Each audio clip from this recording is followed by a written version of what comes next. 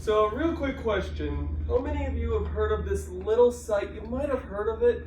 It's called YouTube? Yeah. But yeah. But yeah, in all seriousness, I don't think I need to explain why YouTube is so big. It's a great site where you can look up any videos if you need to learn something, need to be updated on something, or you just want to watch entertaining videos. Me personally, I'll be honest, I probably spend like 60% of every day on YouTube. So it's no surprise I would actually want to get into YouTube. So for my presentation, let's see. Oh, did you just push it or? Right, you'll take it forward. Yeah, There you so go. I want to talk about my own channel, Dominic's Creative Films, and why you should check it out. So, what can you expect from the channel? Well, based on the name alone, you're probably assume that, I'm sorry, I'm choking up a bit. But, yeah, me and sometimes my friends will work on creative short films or videos.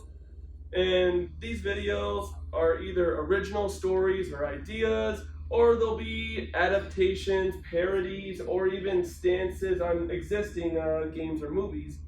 And we usually do stuff like live action shorts, stop motion, machinimas, mini skits and memes, and other content. And I'm going to sort of go through a little bit of it real briefly.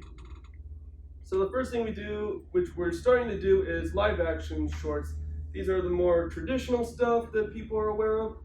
And well, they do have more challenges like getting more actors, props, more equipment, knowing more film techniques, and of course just following the rules of reality. It can be more challenging, but we're still really excited because doing live action now has opened up a whole box of new ideas for us to explore. Then we do stop motion. I usually get a bunch of figures together. I'll carefully try to position them without them falling over. And I'll get a camera, take frame by frame shots. And when I'm done, I can get these guys walking, talking, fighting, dancing, doing my taxes, whatever I want them to do. And the next one is Machinimas. This one I'll have to go into more detail because it's not as well known as the other two. Machinima is basically short for machine cinema, and it's basically making a film within a video game. There's a couple games that let you do this. Me personally, I love using Halo. As you can tell by the PowerPoint, I'm kind of a big Halo guy. And I just like using it because of the theater mode and set builder. Very convenient for doing a lot of bigger scale stuff that I can never do in real life. Like, I don't think I'll ever get the chance in real life to blow up a chopper, so I can do it in the game. Now, the other three videos I talked about, they usually take me anywhere from a couple days to a couple weeks to even a couple months. So for the channel for a while, there was this large portion of dead space that would happen. So I started doing memes and mini skit videos. And not only did I enjoy doing this because they were shorter and easy to edit, but I'm just a meme lord. I love memes. I think they're hilarious. So not only am I giving out more content for my viewers, but I get to tell a lot of jokes and it makes me feel more comfortable with what I'm doing. Now, what makes the channel special and not just another generic YouTube channel? For starts, you're always going to get something different. I mean, for starters, there's always a different tone with every video. One film could be a comedy, an action, a drama, a horror film, or even a little bit of each.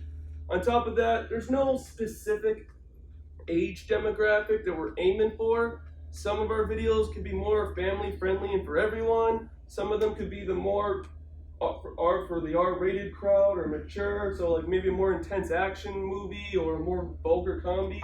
We never like to limit ourselves. If any of us have a creative idea, we just make it.